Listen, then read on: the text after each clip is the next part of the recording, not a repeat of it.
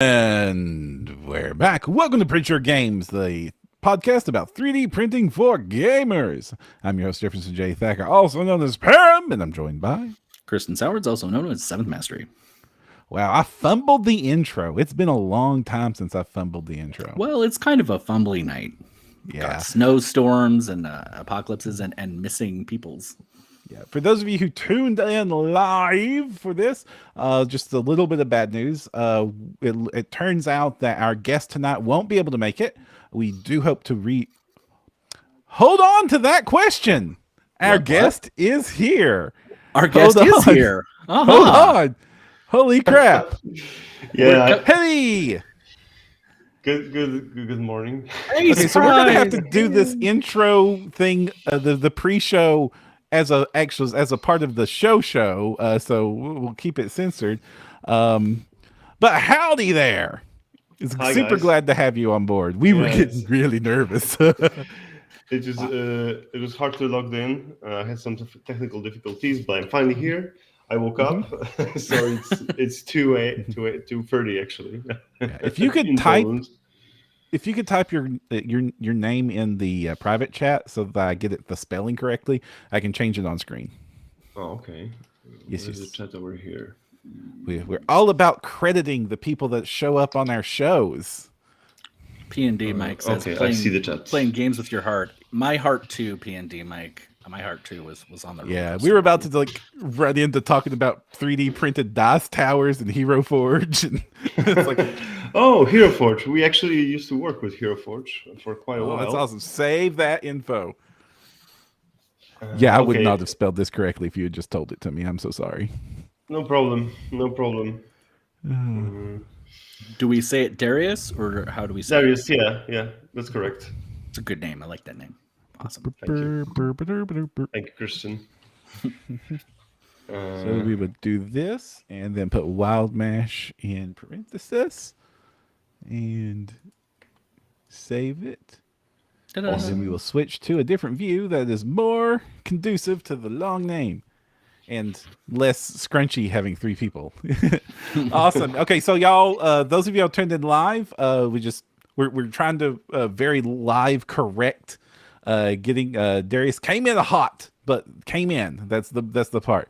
I think we just jump into it. So first thing you need to know before we get started is we're an all ages podcast. So do keep the language and the audience at home. You're getting to see something we don't usually put in an episode. So we're an all ages podcast. Secondly, because you are literally across the world from us, there's going to be lag in the talking. When that happens, it's just because of the lag. We're going to start talking over each other accidentally. When that happens, you barrel on through. Ignore me and Kristen. Like, I know that politeness says otherwise, but you pretend that we're not trying to interrupt you. If I'm actually trying to break in, I'll throw up my hands like a timeout or like wave it that I'm about to try to say something. But otherwise, you just go because you're the guest. You're the person people are here to see, and you're the one that doesn't have to do a podcast every single week. Unless you do. Unless you do have a podcast every single week, then we absolutely want to hear about it. You do a lot of videos, though. I'm going to have to cut all that out, which means I get to do the intro again, which is great because I flubbed it the first time. So we're going to do 5 seconds of silence, and then I'm going to do the intro, and we're just going to go straight into the episode. I think Kristen briefed you a little bit on how this is going to go, right? A little bit. Yeah. Awesome. So we've got a live chat. They are already chatting. And live chat, this is super important. If you have questions, do get them in. We love having the chat has questions to the guest. All right, 5 seconds of silence. And we're back. Welcome to Print Your Games, the podcast about what's new and awesome in 3D printing for gamers. I'm your host, Jefferson J. Thacker, also known as Param, and I'm joined by Kristen Sowards, also known as Seventh Mastery. And this week we have a guest that I was hype as heck to hear was interested in coming on the show because I had just got done the week before watching a tour of your facilities on YouTube, which was awesome. Is it? Oh man, I'm going to mispronounce this. Dariusz, is that correct? Yeah, that's correct. Dariusz from WildMesh 3D. Dariusz, howdy, and welcome to the show. Hi guys, I'm Dariusz from WildMesh. It's a pleasure to be here. I actually watched your podcast 3 weeks ago, and Oh. then you invited me, so this is quite amazing. That's awesome. I'm happy to So- be here. I'll gladly share everything that you want to know about us. I'm a little bit sleepy, so excuse me for lagging a bit.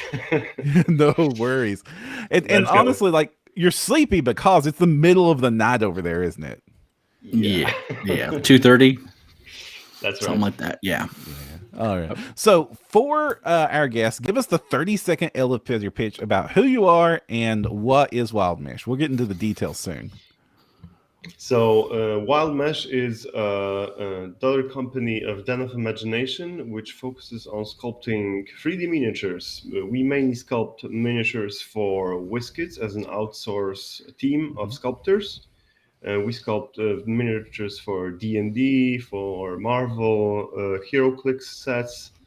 But we also have another pillar of sculpting, which is Patreon. We sculpt miniatures for Patreon. We provide STLs that you can use for your war games. Yeah. And honestly, you all came on the scene real strong with like some like super high quality sculpts right out of nowhere when we started seeing you enter the Patreon scheme. And it makes sense because your team's been like just really cranking it in the professional sphere otherwise.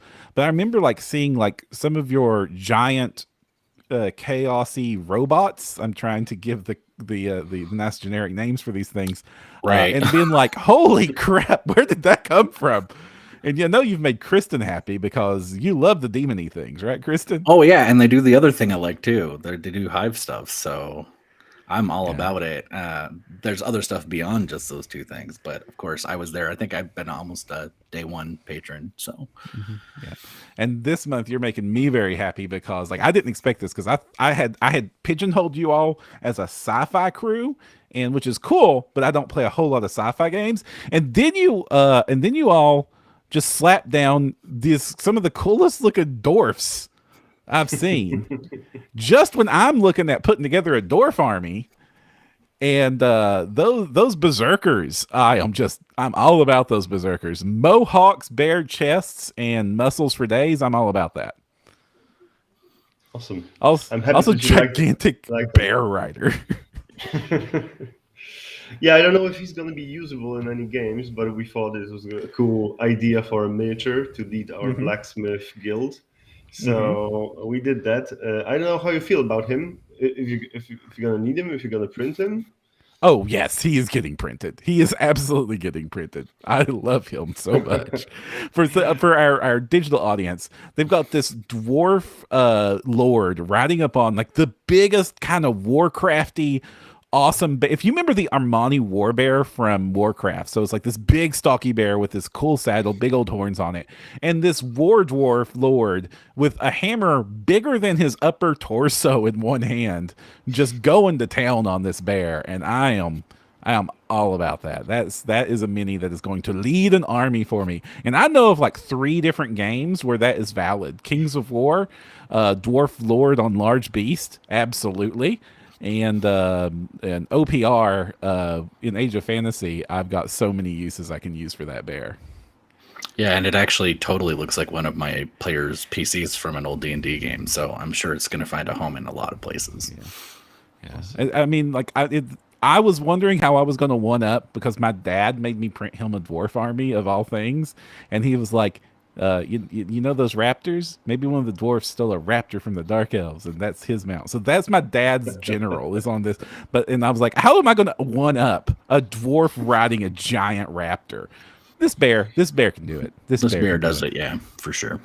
So sorry to get geeky about your art right away.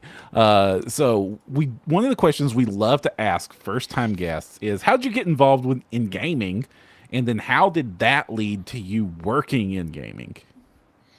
Okay, so it was when I was 6 years old, so 28 years ago. Whoa, that's younger than most. Yeah, my friend showed me some miniatures of, it was wood elves, some lizardman saurus, an imperial knight, like from the Empire of Warhammer Fantasy. Warhammer Fantasy, yeah, the original Yeah, Empire, yeah. so The that old kind of world. Imperial Knight. And was this all? Yeah, that was all that he had. It was some Wood of Archers, some Sauros, Imperial Knight, and oh look, this is Warhammer. I bought this on a summer trip with my mom, Uh-huh. and immediately I jumped in. Mhm. My first miniatures that I bought was Nurglings, Ha! Yes, yes. spore base of Nurglings, but then I was totally hooked up and dedicated to the undead, and I bought a skeleton horseman. Oh, awesome! A skeleton horseman hornblower on a skeletal mount, so which was then renamed Black Cavalry or something like that. Mhm. And anyway, the undead were renamed Vampire Counts, but I stayed in the Vampire Counts lane for like very big amount of years from Oh gosh, you Jeremiah were back 6 when the book was just called Undead, like undead. Oh, yeah. second edition days. Yeah, That's when I first I'm started like- playing too, man.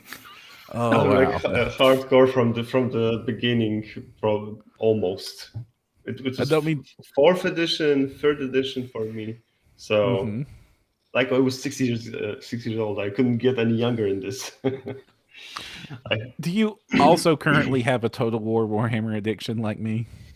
Unfortunately, no. I'm from 11 years now. I'm working in the hobby, so I don't do much gaming, PC gaming. That is. Ah, Roger. So This warning to all of our listeners: if you have a dream of working in the game industry, understand that means that you won't have the urge to make it as much of your free time. that's true. That's actually really true. So this is how I got into gaming and how that lead to doing a company. Well, I used to convert and paint a lot of minis for my friends from the club that we played in. And when I was a youngster, I was doing it as a side hustle. Give me your miniatures, and I paid them for a very bad wage, Mhm. like a totally unworth it wage, but it was fun. Right. So I did it, and then came a few years after a situation that I saw people on Cool Me or Not selling their stuff on eBay. They were buying new model kits, assembling them, painting them, and selling them on an auction on eBay. And they were making quite good bucks out of it. Not a Yeah, I'm commission fee, amazed. yeah, but it is good. So I thought I'm gonna do the same. And Okay. I started a blog. It was called Bravatar's Painting blog. And I started doing just that. I was buying new models. I started from the Crypt Horrors from the Vampire Count set. It was 7th edition then. Mhm. Those were my first minis painted solely for the purpose of selling them. Oh, Then I bought the Cavalry, of course. What was it called? Carrion Host or something like that. Cavalry of Refs on. Oh yeah, Vampire Counts. Is it Vargulf or for another game? all my minis are for OPR. Now, disclaimer: I work for them, so that's kind of why. Oh, cool. Tell me more about. Oh, maybe I'll finish and then I'll ask a question. And after that picked up, people started seeing my work and liked it and asked me for a commission if I could paint them a mini for a fee. And I said, yeah, like this was the goal from the start. So let's do it. And that's gradually picked up. One of my friends that is my business partner now was also doing it. He had his blog. He was painting minis. And we teamed up and we did Dawn of Imagination. And 10 years after that, we are at the point that we are now. So you've when got- did you transition from the conversion to sculpting? When did I transition from conversion to sculpting? Well, actually, it was 2019 when I Okay. went to Essen to the largest board game convention. Essen Spiel? Yeah, Ah, I we want to went. go. I want to go so badly. Oh, you need to go. It's cool. It's very good. It's there's so much people, so much creative new stuff, so much innovation. Like wow, it's awesome. At Essen, I met up with someone from Whiskets, which Alex from Vallejo hooked me up with that meeting, and they asked if we have sculptors, like physical sculptors, in our team of painters, and we did have physical sculptors at that point. So they were curious for physical sculpts and also asked for digital sculpts. A month prior, we thought of creating a division of sculptors for our clients, because sometimes people ask, "Can I have a customized shoulder pad? Can I have a different head? Can you do that?" And we thought it was a good idea, so we were planning to do it anyway. But the Whiskets cooperation made it more possible to do it, and it had a lot more sense now. So we took two of our painters that were students at the moment of graphics arts, and we played YouTube to them with ZBrush tutorials and said, "Sit for a month and learn this." And we gave them the first mini, and I can even find that mini. The first mini that they did for Whiskets. Give me a sec. It was a high oracle. It's probably there on the portfolio page. You're showing off my flamers there. The flamers, Yeah. I painted like 14 of those. Yeah, I'm recognizing a lot of these minis because Kristen's been showing me him painting them. Oh, this is one on my to-do list right now. Really? Yeah, the zombie clot. So we did this. Yes. Female human oracle high. This is the one that we did. This is the first one, and it turned out quite decent for people who never sculpted at all. Yeah, toss the link on to the- it in the private chat. Okay. There. So that's important. So you had brought on sculptors because as part of your as part of the I'm sorry, as part of your paint service, people were like wanting custom work. That's true. And the conversion work, yeah, they wanted sounds like custom bits at first, and then you went further than that. Yeah, because we want to provide higher quality than just sculpting things from hand. And finally, we were able, thanks to cooperation with Whiskets, incentivize creating a big department of sculptors to have the means to do it. And now it's a standard. Sometimes we even sculpt people's heads or their characters from a game and put them in the miniature, and they use it as a proxy for gaming at any place. That's so cool. And honestly, this Oracle here is your first? This was like a month of work for the first two sculptors that we were grooming at that time, because they were kind of stressed. It's the first mini, and it's a Pathfinder mini. The art style for Pathfinder was made by Wayne Reynolds. He puts pouches on pouches and things on things. Yes. This Oracle is covered in all kinds of knick-knack bric-a-brac. That must have taken ages. And then like all the like intricate leather work filigree that he adds on all his art. This is really impressive, actually, especially for a first time. I love this character too. Yeah, like I mean, no besmirchment to other artists, but that's as good at many as some people are producing 2-3 years in. So. I don't know if you're familiar with what the Frameworks line. Yes. Yep. Absolutely. Yeah. I was actually just looking at the Frameworks Beholder today. Did you guys do that? We did all the frameworks. Oh, there you go. Great quality minis. We didn't do one of the big minis, but it's not released yet, so I'm not going to disclose what's going to be released. But we didn't do the one. So the infamous kobolds, you are responsible for making them. We are responsible for making them, for what Yes. Goober Town went to town on. I don't think they went to town on the quality of the sculpting work, which is what you all did. You all did great Yeah, with the quality. yeah. But to be fair, Hmm. I heard there was some reinventing of the prices that Hmm. the Whiskies company took to heart the feedback, and which is cool, and everybody agrees on. It was something that wasn't uh, considered that much. I think I'm not really sure. For There listeners who isn't. aren't familiar with infamous kobolds, what was the kerfuffle?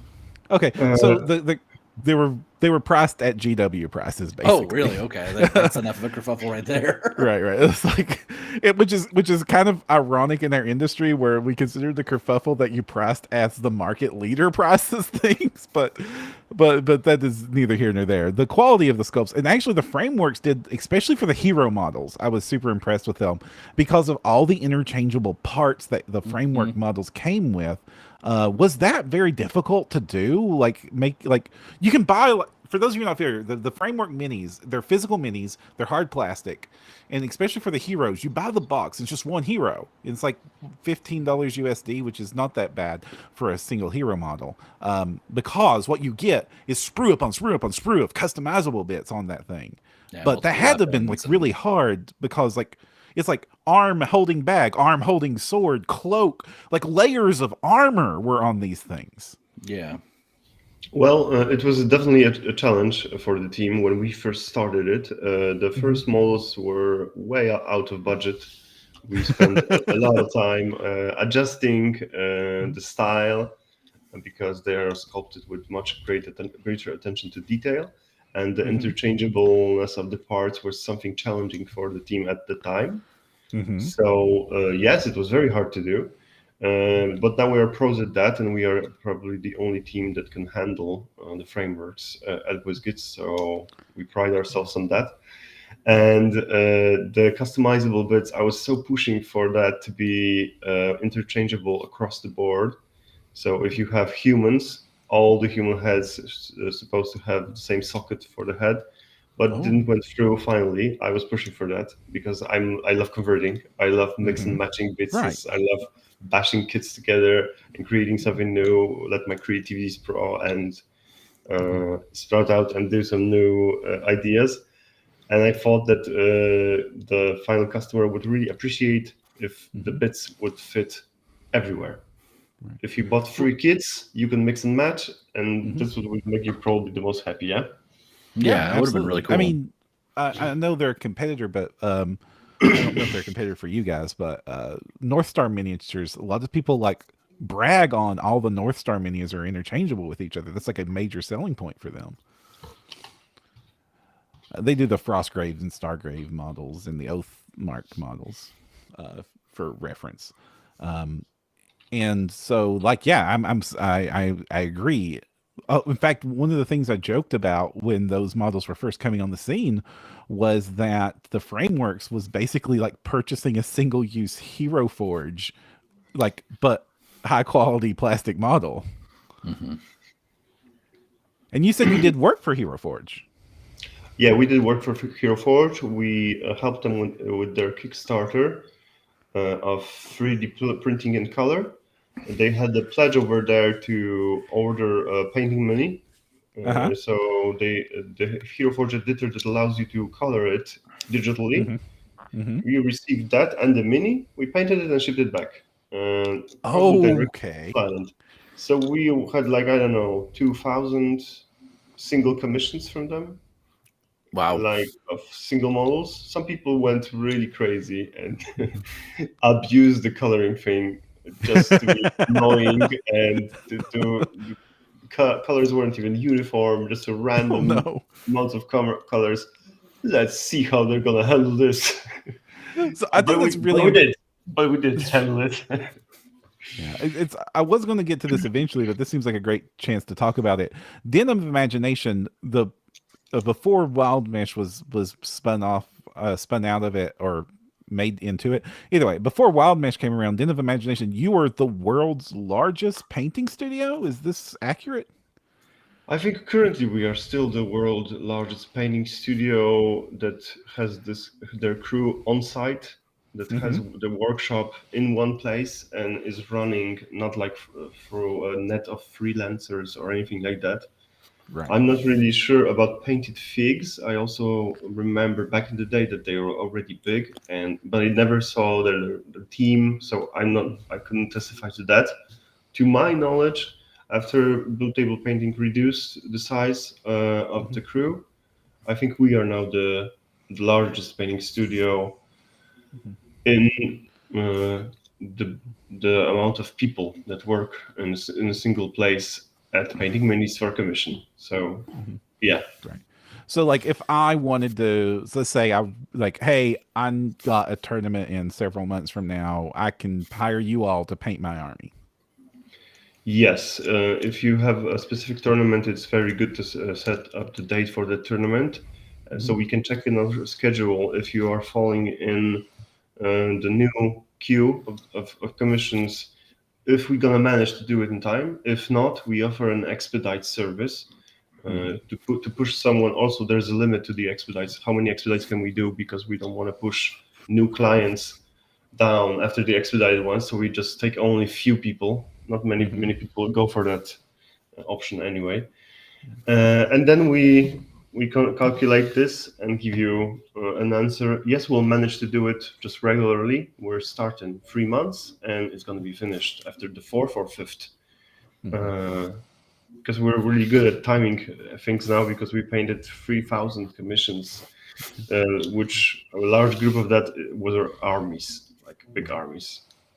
And do you also do work for like companies for like box art minis and stuff like that? Oh yeah, very often. Because we had a question came in asking, hey, who can do this? Now we know. We can recommend you all. Oh, definitely. There's a lot of patrons that actually contacted us asking about painting their new waves of minis, but they never went through with it. But actually, I would really love to have all the minis painted when I release a wave at WildMesh. But currently, I'm kind of too expensive for myself. Nice. Yeah, I mean, honestly, like a part of it's your own fault, because you all jumped right in with what we call the fire hose of miniatures in a previous episode. Like, how many minis are in your monthly set? It's right now you've got 2 freaking armies. Well, we were trying to set a goal that after 1,000 Patreons, it's going to be feasible to do 2 armies at a time. Well, we just thought like those patrons numbers aren't kicking in as much. We need to crank up the numbers and invest more in this, because we're actually everything that we get from My Mini Factory and the Patreon, and plus we add money to do it, because we're here for the long run. Right. We're playing the long game, and we want to go to the top, definitely. And we want to dedicate more sculptors at a time to the Patreon. Currently, it varies from 2 to 5 people sculpting minis full time for our Patreon. So yeah, this was a month of work for a person. Shout out to Anya. So Anya did all the dwarfs? Someone did the hammer for her. Someone did the banner. But yeah, beside that, she did all the forge keepers. Nice. James asks in chat, are your sculpts just available digitally, or I'm assuming the Patreon sculpts, are they available like COCast or print at all? Well, we are currently working on printing them ourselves and selling physical objects. Okay. We have a merchant tier, so you can definitely search for any of our merchants that sell our stuff, and you can buy the prints out there. But we found this really good AK resin that prints things that look like plastic. Like it was taken out of a sprue, and I'm like blown away. The cost seems feasible. We can make that work.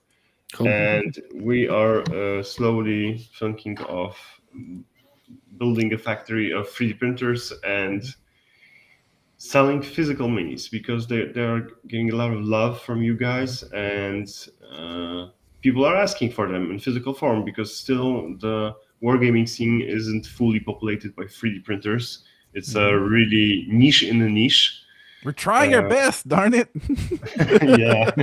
I still think your Change Warriors are the best Change Warriors out there. I mean, I like OPRs a lot too. Don't get me wrong, Baron, but I like WildMesh a lot. These are really awesome sci-fi models. I love them.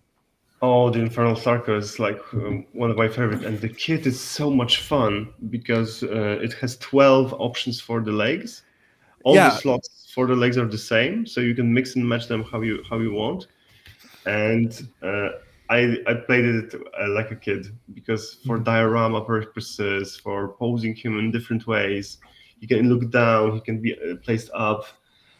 It's a fun kit. You can tell you love kit bashing because of how many options you throw into your releases. Oh yeah, definitely. Like I know that this is if something needs gonna be customizable, let's throw some options because this is what gives me fun personally. So I want to have that fun transfer to our customers and supporters. So actually, to take James' question in a different way, it could be read. Do you, when you're sculpting your models artistically, is all your sculptors digital, or do you still have people green stuff making? We still have people green stuff making at Den of Imagination when it comes to some old school converting. We even converted with a lot of green stuff, new Demon prints from Games Workshop. So yeah, we still do that. Some things are still better to be sculpted than it's more makes more sense to just sculpt it than play around with a 3D printer, and the time delay is sometimes just not worth it. Do you ever hybrid it and actually scan any of your green stuff work? No. We haven't done that yet, but it's an interesting concept to do. Have you got your sculptors with VR headsets and I wanted that. When I heard that please. you could do that, I bought a VR, and guys, we gotta test this. We gotta test this because I was already envisioning them sitting 10 people in a room, no desks, headsets on, and sculpting miniatures. And it didn't work out. Sci-fi. It didn't work out. It's not a good tool for now. Oh no. In ZBrush, so not yet. But I can dream, can I? Right. Because then you can how would this dwarf look on the actual battlefield of Scotland, and then you can throw it down. But I digress. You mentioned that you're too expensive for yourself. Do you still get your brush wet for the company? I haven't done that in a long time, but I'm gonna do this year definitely because we are starting a very big project, which I dream to finish. It's a high goal, so it's not 100%. I'm not 100% sure that we're gonna do it, but I'm gonna do my best. It's gonna be a big diorama. I'm just gonna say that. Yes. So how do you all choose what you all sculpt every month? Because you all came in strong with weird monster demon-y things and mechanical sci-fi stuff, and now I'm seeing really cool looking dwarves. Where's your passion? How do you pick what comes to your Patreon? How did you get your niche? Mostly Discord. What people write down, I immediately write down because there's so very little requests. We are mainly focused on sculpting, and I sometimes get into that chat, but we're not very good at running our Discord, to be honest. It's not a lot of life is going on in the channel, which is a pity. But when someone says that, "Oh, you're gonna do this," I immediately write it down. We're gonna do now. Now we're gonna do it, master. And because we're mainly for the patrons over there. So if they have a request for any proxies or anything they want, we're adding it to the list, and eventually it gets done because the queue is quite big. And the polls, we do the polls we list everything that we did already. So if anyone is interested in us expanding any lines and joining to us was incentivized by what we did. So we stay true to that. and add some new positions to the polls. But people still, what we already did, they want more. They don't want anything new. They want what we did. So It's true. I just am- still want more chaos stuff and more bug stuff. I am noticing that with a lot of Patreons. It's like they find their niche. It's like, this is the Patreon that makes all the cool sci-fi orcs, and this is the Patreon that makes all the weird goblins, and this is See, the I Patreon that I makes have a cute secret theory animal about fighters. this. I have a secret theory. My What's your secret theory? theory is that the orc fans and the chaos fans are like in competition to who gets to a new Patreon first, and if we can like jump on it and flood their polls, then that becomes our Patreon. So like I always like try to like beat out the orcs, but sometimes it's just so hard. Those orc boys are just so fanatic. This needs to be a new board game of like dominating new Patreon artists to get your favorite army the most models.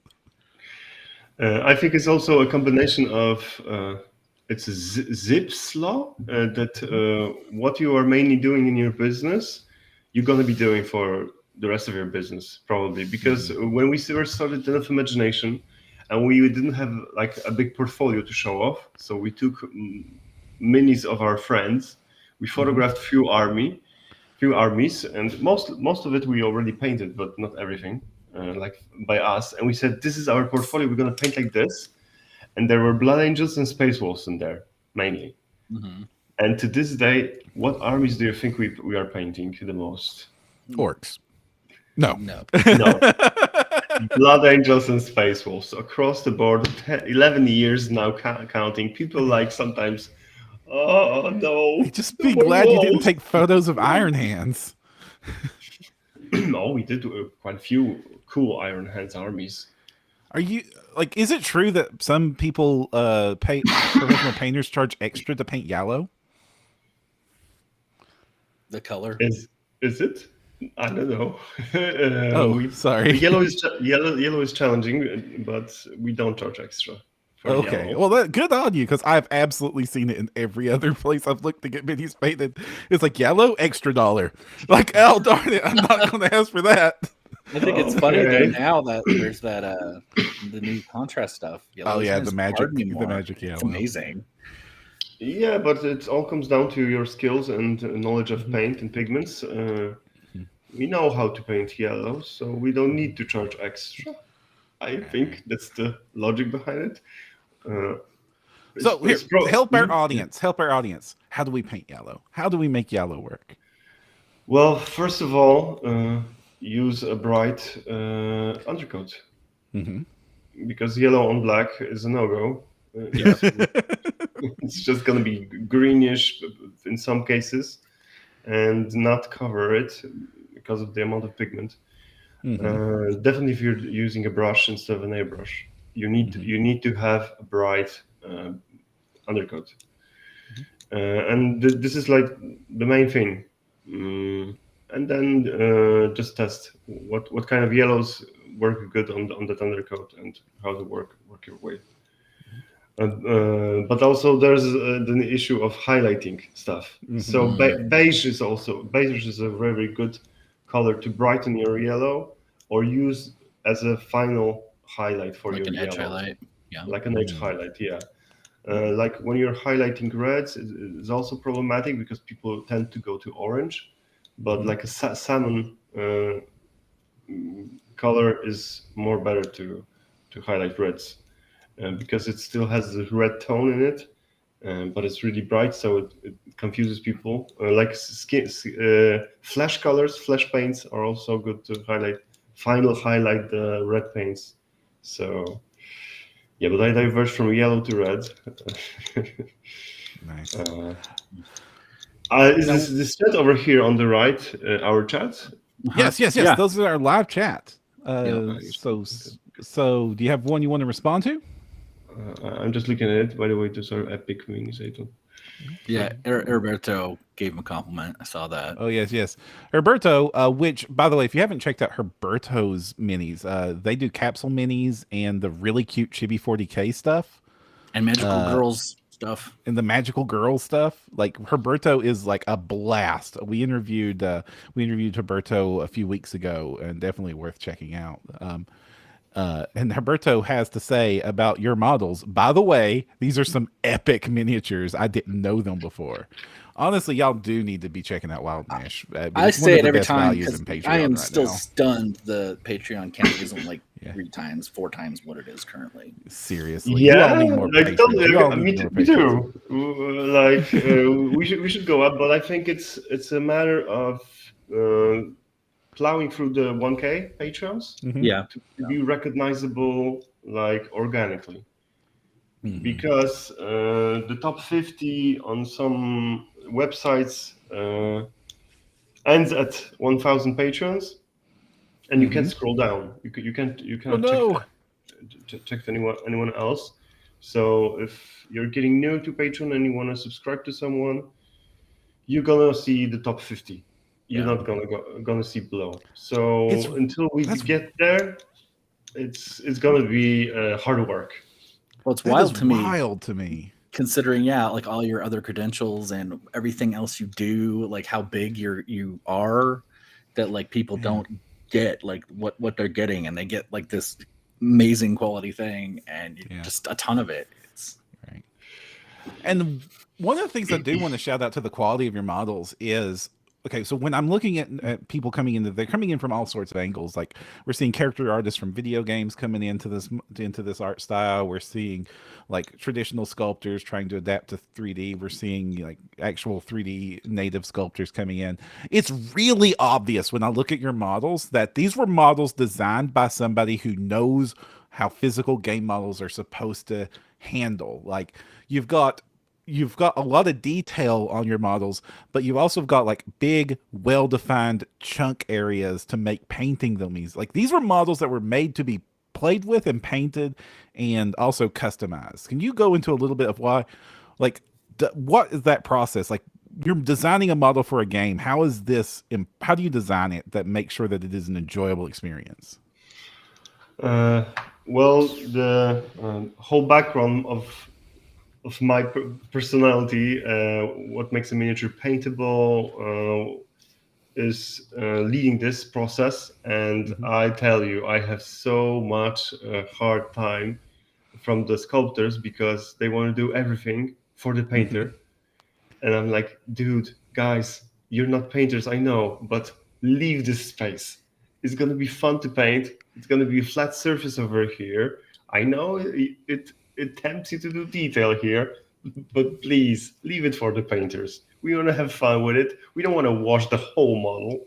We want to wash big chunks of it, so it's not a drag to paint this mini. But sometimes I need to push them to be conscious about the painter as well. And this is our goal in our minis, to make the customer experience pleasant. So the assembly is a fun thing to do. So the painting is fun thing to do. And I'm really picky about small details. I want everything to be well defined, to get paint easy, for the washes to flow very nice. So also that every part is separated, just like uh, uh, Param said, that he can see that this is done by someone who knows. And yeah, this is the goal at heart, but it's hard to execute. Like I didn't expect it to be such a big topic for the sculptors to get into. And we internally did some workshops. What makes a miniature paintable? And this is those workshops are led by our lead painter, uh, Wojtek, and he is teaching the sculptors about miniature painting, about dry brush, because the sculptors aren't painters. So this is a big difficulty in their skill set, and a challenge to do minis for tabletop. But we are educating them about the painting, and they are learning more and more, and the minis are getting better and better. So yeah, the dynamic poses in like the like I had painted up those flamers, and to have them actually like rest and fly off the ground supported by their fire blasts is insane. And I love those minis so much. And like like players gasped when they saw them on the table for the first time, and I was like, yeah, Thank you. It's so very, very nice to hear. Yeah, I'd be there when Kristen showed them off. It was everything in me not to go print some of them because I can't. I was like, don't want to steal Kristen's models, but they look cool. well, and they're not normally your army, so This week, I start a new army every week, Kristen. well, if you ever want to get involved in Team Chaos, I currently am weirdly, because I was doing change stuff almost exclusively for a while. And I because I started off in Lustland, moved to Changed, and now I've been the plague stuff this last month for sure. We got a question from P&D Mike. Does 3D printability influence the sculpting at all? Yes, definitely. When it comes to small parts like spikes, strands of hair, and chains flying around, I'm really cautious about what stays finally in the sculpt.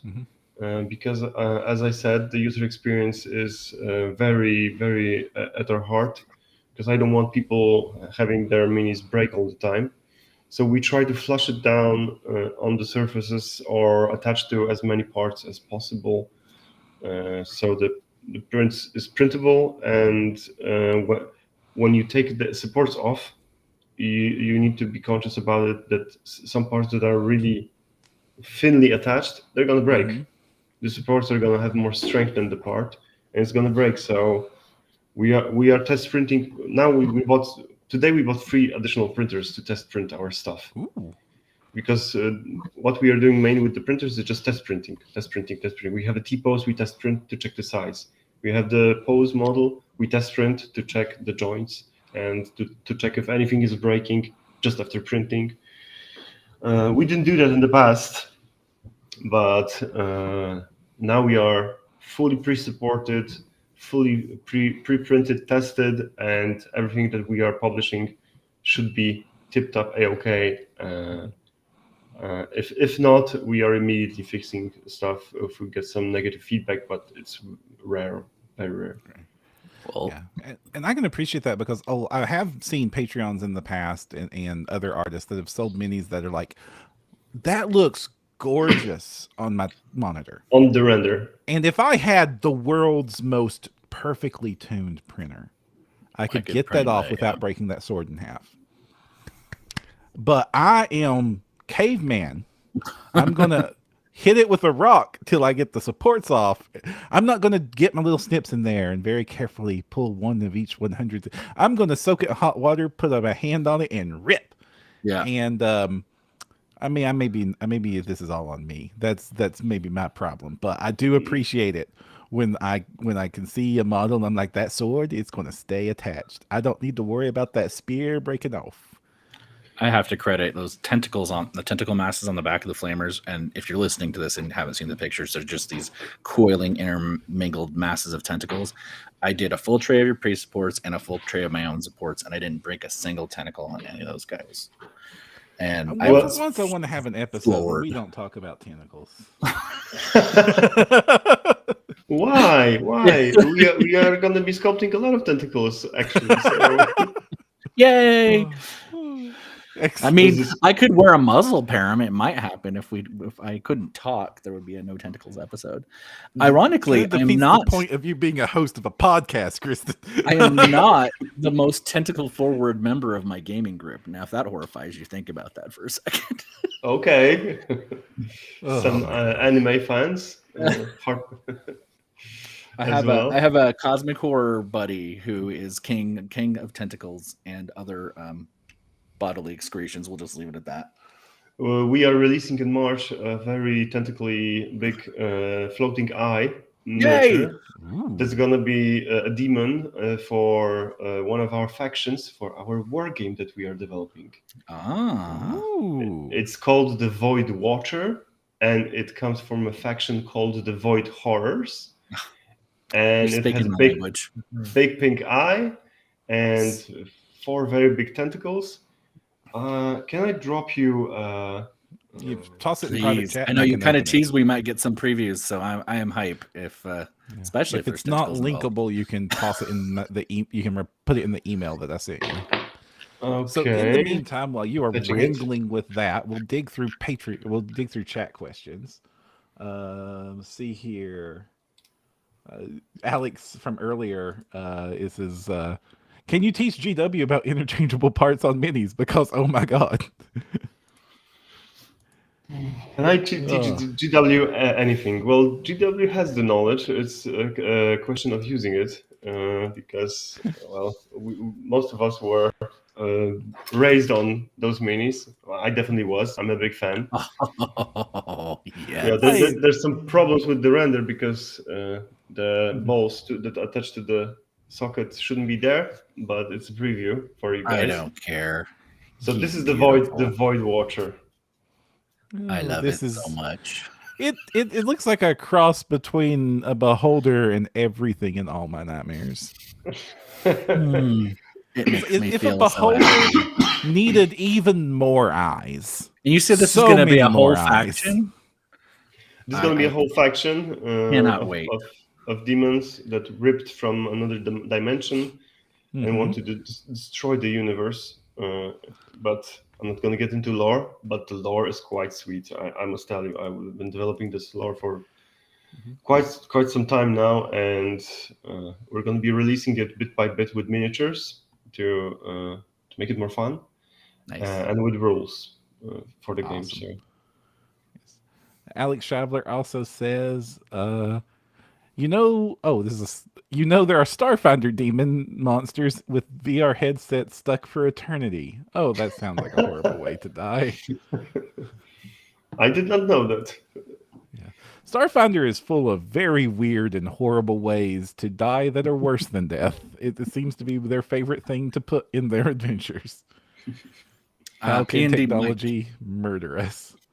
Says the more Darius is talking, the more I am becoming in real life version of increasingly impressed Vince McMahon. It's true.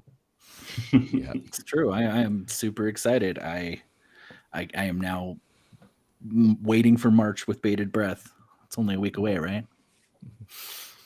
So have you gotten to paint any of your 3D printed designs? Did I paint? Not yet, actually. Not yet. When we first started Patreon, I didn't paint anything. I'm going to be painting something real soon, but we don't have the sculpt yet ready. So I'm super excited for that. It's going to be a space soldier from a different race, a humanoid, and it's going to be our flag race for the war game. It's going to be an antithesis for the Void Horrors. So those will be like the main big factions with archetypical angel-y-like beings and devilish kind of beings, which are the Void Horrors. And they are going to be driving the storyline of the whole. You'll never guess what my universe. second favorite faction in these gosh. games is.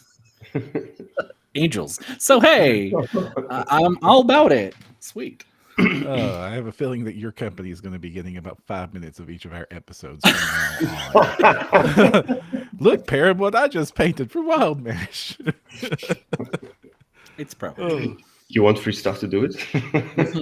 Hey, you let me know. Right now, you're getting my money, so just. It's not like it's much. You all are still in the $10 tier, like 100 freaking models right now for $10. Yeah. Well, And most a of them dime a are piece. How do you this not say stuff. yes to that? Yeah, most of them are in the starter pack. So, but the starter pack is going to be changed in March. It's going to consist mostly chaos. So the newcomers that come into our Patreon have the big chaosy set at their disposal. Because I heard that people like consistency and like to have a finished set that they can print a whole army from. Yep. Is that true? Your yes. At chat, do chime in if you think that's true. I do like when the basics, like I do like when I go up to a Patreon and the core troop that I know I'm going to need for my army is in the welcome pack. It's like, okay, Yes. yeah, at least I'm not starting from nothing. I'm not having to go back and chase. And a lot of just to times, get even started. just like one squad of 2 main armies is good because, like, yeah, especially if you do reverse axis prints and stuff, you're going to get, usually 10 to 20 poses enough for several squads. And that's great. But yeah, if there's a actual balanced full representation of an army, amazing. Yeah, that'll get me there for at least a month to try somebody out. Awesome. I'm also noticing on your Patreon, you still have 2 slots left of a tier that lets the user get to pick a sculpted model, like to pick a model to sculpt. They can pick a model to sculpt, and they get one model fully painted by Den of Imagination. Okay, I need to pull up I need to pull up a Den of Imagination. Kristen, stall for me. Stall for you. Let's see. The void people. I want to know what you said that's like a kind of command unit. What kind of troop unit are you gonna? Do they look like? The troop unit is gonna be a void. It's like a crawly thing, or is it a floaty thing? Yeah, I was gonna say void crawler. Okay. It's gonna be. Oh, sorry. Yeah, just sort forth a bit. It's gonna be like a tentacle-ish hand running kind of demon, which is. Oh yeah, that's imagination. You all paint yellow. Great. Yeah. I'm looking. Okay, for the listeners, we pulled up. I wanted to see like what their painting quality was, so I pulled up Den of Imagination's gallery, and one of the first things I see is this rhino tank with like the most awesome freehand Space Marine painted on the side of it. Like, I have not seen vans at Gen Con this awesome. Well, yeah, we know our stuff. We have thousands and thousands of hours and experience, like combined. There was like 300 people that moved through the department throughout those 11 years. Wow. So, oh my gosh. And some of the people are from the beginning. So, and they are painting full time for 10 years minis.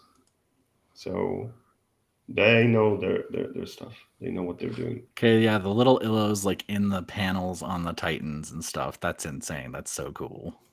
Yeah, like it's not just like like your blends are smooth, your highlights are excellent, but there's also like these free hands that could be standalone pieces of art by themselves, just put on the panels of some of these vehicles and Titans. And I would not be surprised if I just see a captain's shoulder pad and it just looks amazing. Never mind, there it is. There it is.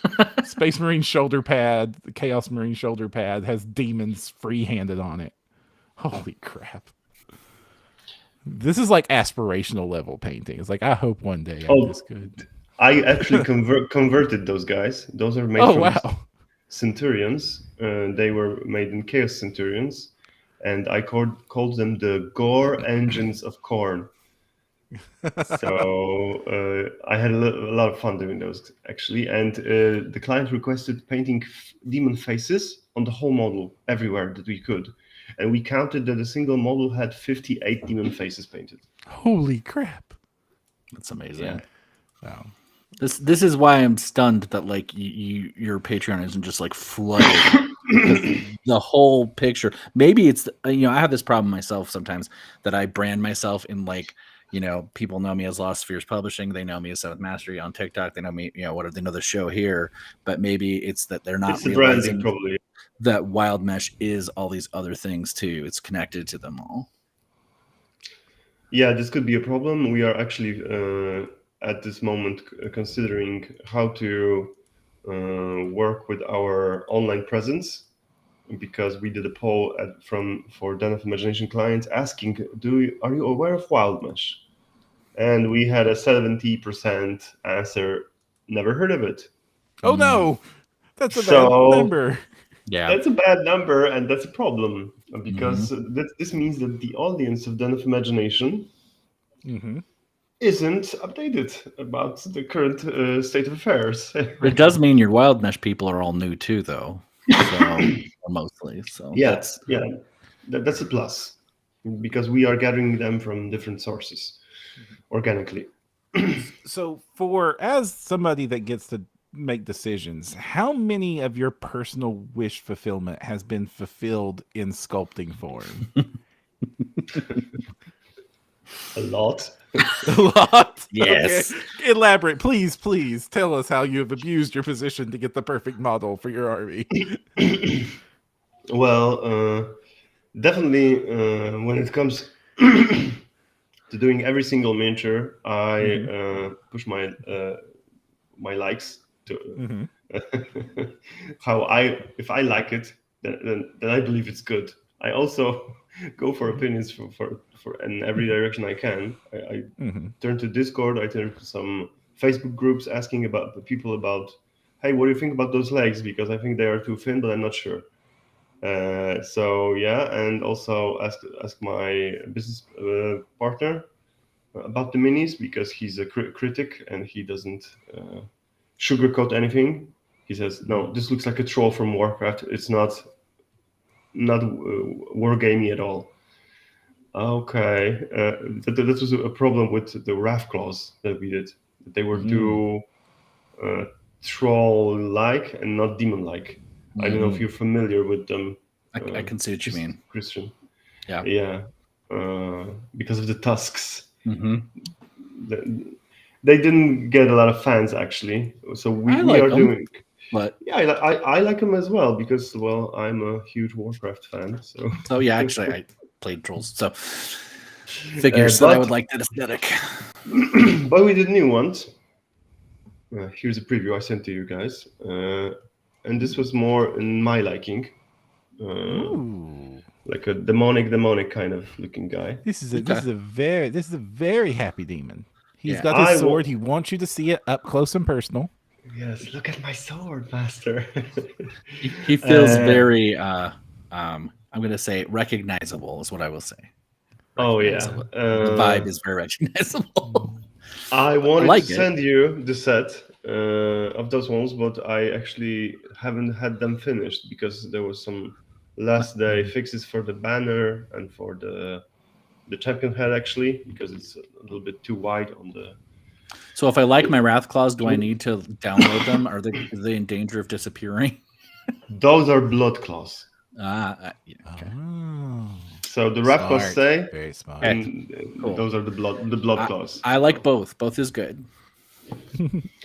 Nothing's gonna disappear. Don't worry, unless Big Daddy comes to us and pressure us.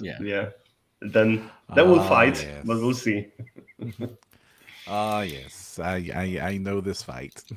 Yeah, I'm not really like updated about the reality of this. I'm hearing quite consistent reports how things are done and what is actually happening. But I'm super surprised about Gamak or Gamac. You know the Patreon. That's right. I might also be sub to that Patreon. Yes, go on. The very big amount of those models are just are like concerning. one-to-one. Yes.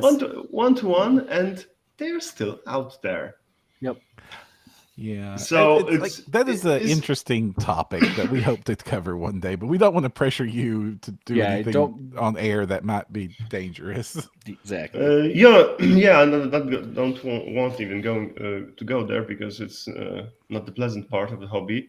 And still, I'm not too concerned about that at all because we are diverging into doing our own game with our own concepts, our own rules, our own lore. So it's not a topic that I'm very into. Right. Fair enough. So, if you what do you hope like one day, let's say your WildMesh is wildly successful, what do you hope you all are making 10 years from now for your 500,000 Patreons? Well, it's a crystallized goal. Our goal is to have our own war game with rule books downloadable online for free for everyone, not patrons, for everyone. Mhm. with full lore, full rules, everything in there. The rules would be customizable. The rules would be heavily influenced by the community. There would be forums, and if people were sending hundreds of complaints, this is OP and makes my game suck, and then we would change those rules, and the rule book would be updated correctly, and you would just need to re-download it. It's the 21st century, printing rule books in games that are really hard to balance, because we are all about the peak wargaming experience. Mhm. And what is the peak wargaming experience? You go to a tournament, you play with 3 games one day with 3 strangers. He has nice miniatures, you have nice miniatures, so you are already smiling to each other. Wow, I love your minis. Mhm. This is the start of the peak wargaming experience. And then you play a game. And in the perfect world, the game has rules that are quite balanced. And the smarter you are and the skilled player you are, the bigger advantage you have over your opponent.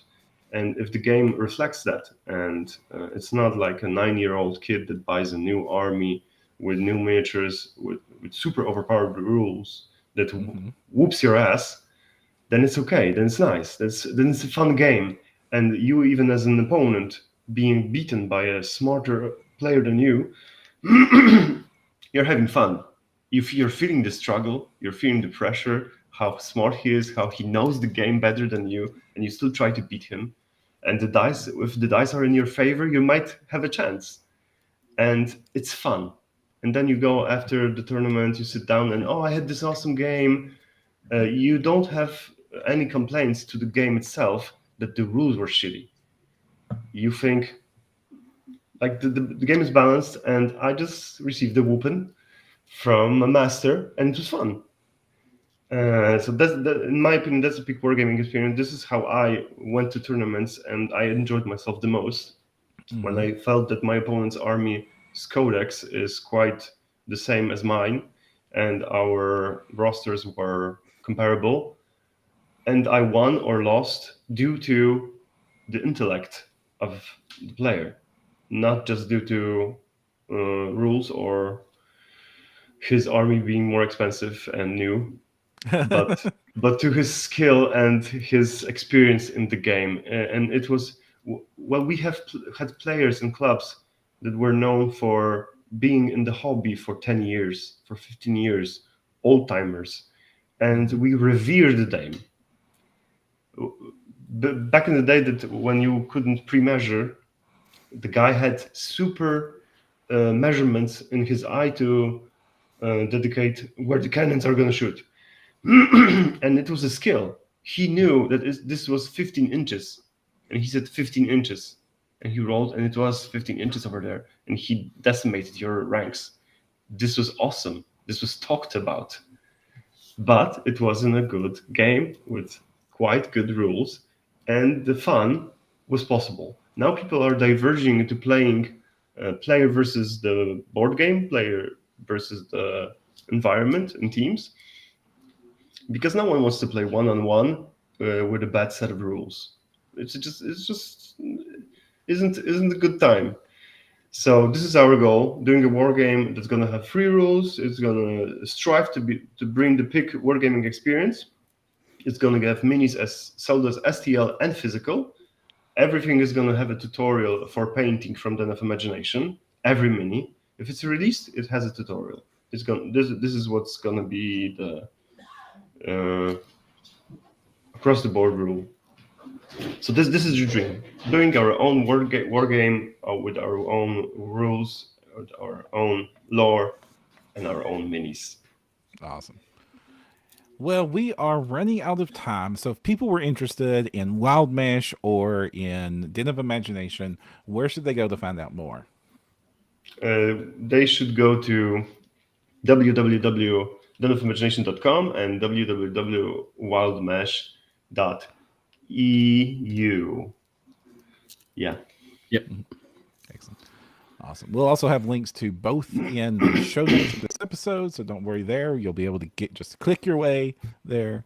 Again, thank you so much, Dariusz, for coming on the show. This was an episode I've been looking forward to ever since I heard about it, and I've been a fan of Den of Imagination for a bit, and WildMesh for, well, not a bit because you ain't been around for a bit, but ever since you all started. So excellent.